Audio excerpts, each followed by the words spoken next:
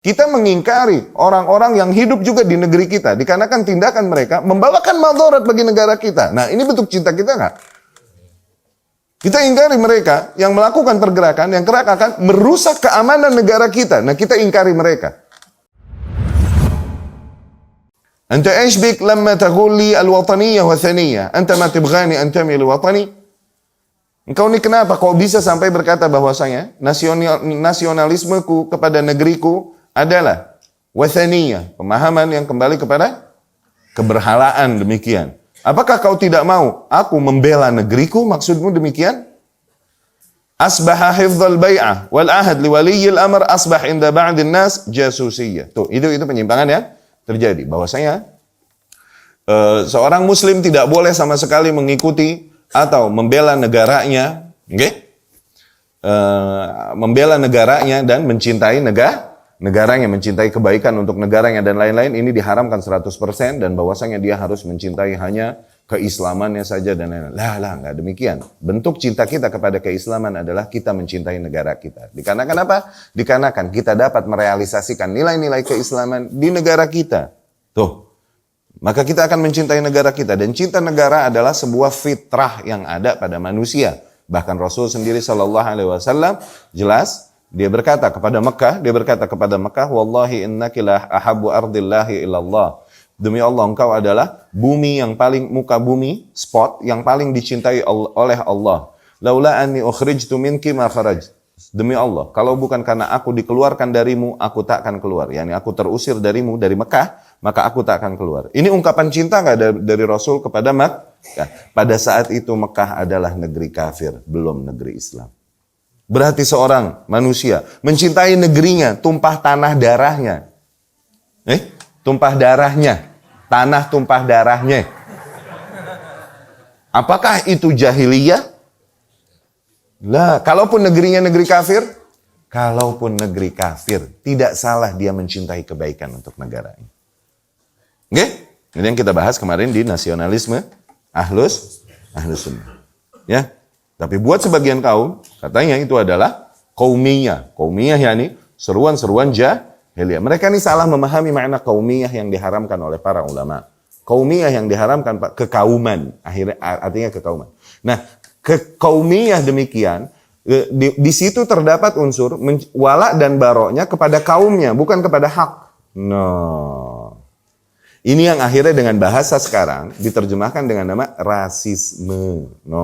Nasionalisme juga demikian. Kalau dengan nama cinta negara akhirnya kita melanggar usul-usul qawaid dan dhawabit syariah, maka nasionalisme demikian adalah haram. Tapi apakah maknanya nasionalisme dengan semua bentuknya haram? Loh, selama sesuai dengan usul dan qawaid dan dhawabit syariah, maka pada tempatnya. Pas, udah. Sebagaimana istilah-istilah yang ada, difahami dan ditempatkan pada tempatnya. Adapun kalau udah sampai titik rasisme, maka itu udah kaumiyah, di situ masuk asabiyah dan lain-lain. Ta'assub kepada kaumnya. Hak dan batil adalah apa yang dikatakan kaumku. Tuh, iya itu masalah. Jelas. Adapun kita, sebagai bentuk kecintaan kita kepada negara kita adalah kita mengingkari orang-orang yang hidup juga di negeri kita, dikarenakan tindakan mereka membawakan madarat bagi negara kita. Nah, ini bentuk cinta kita nggak? Kita ingkari mereka yang melakukan pergerakan yang kerap akan merusak keamanan negara kita. Nah, kita ingkari mereka. Nah, ini bentuk cinta kita kepada negara kita. Ketika penduduk yang melakukan kesalahan, maka kita katakan salah. Ini bentuk rahmat kita. Tidak kita biarkan mereka dalam kesalahan. Kita ingkari kesyirikan, kebid'ahan, penyimpangan, kemungkaran. Kita ingkari. Ini bentuk kecintaan seseorang, nasionalisme seseorang kepada negerinya. Namun sebagian kaum salah memahaminya. Berangkat dari pemikiran-pemikiran harakiyah, pergerakan dan lain-lain. Akhirnya sampai titik mengharamkan nasionalisme dalam artian bentuk cinta kebaikan bagi negeri 100%. Ini kekeliruan cara memahami. Memahami, ya. Kemudian di antara juga kekeliruan yang terjadi, asbah hifdzal bai'ah, menjaga bai'at yakni menjaga loyalitas kita kepada penguasa yang ada. Itu. Menjaga bai'at wal ahad li waliyil amr, menjaga loyalitas kita kepada penguasa yang ada. Ini maknanya di era ini menjadi jasusiyah. Oh, intel dia sih. Tuh, begitu. Mata-mata. Ini Syekh Bazmul loh, Anda cuma nerjemahin loh ini. Hadza madsus. Oh itu tuh mata-mata dimasukin ke kelompok kita. Nanti dia akan laporin tindakan dan perkataan-perkataan kita.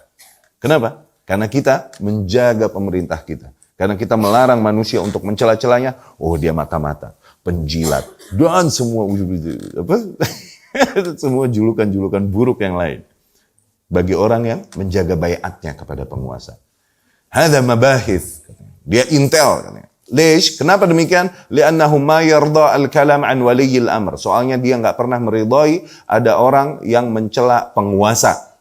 Bisu, membicarakan keburukan penguasa. Yanha an hadha, dia senantiasa melarang hal tersebut, maka fix dia adalah seorang mabahith, spies.